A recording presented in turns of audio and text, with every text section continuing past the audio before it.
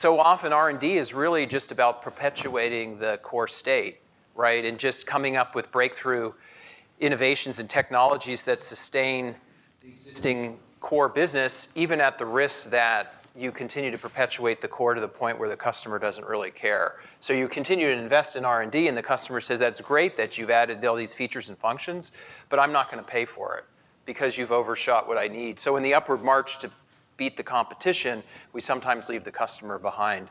So I would argue that Explore, for most big companies, is really about sustaining the core business and innovating the core as opposed to really doing fundamentally new business models, reaching new customers, transforming markets, creating new markets, all those things. If you really looked across large corporations, there's very limited market creating and market transforming activities that are going on. They're really sustaining existing markets. And so this is a great quote from the CTO of Research in Motion that said, hey, the race is a marathon, but we're sprinting every day. And how are we going to change the engine when we're speeding along at 200 kilometers a mile as a Canadian company?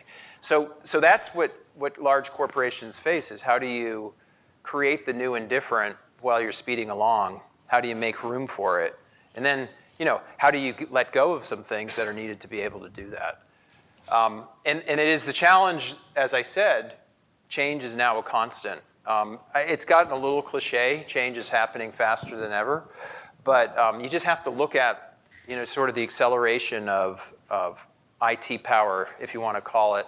I mean, it's on like a massive slope now.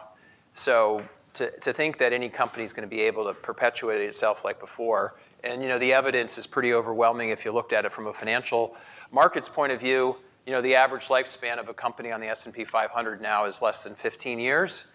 Used to be 58 years in the late 50s. It was 25 years in 1983. So it's one proxy to look at the sustainability of large companies is just by what their lifespan is on the S&P 500.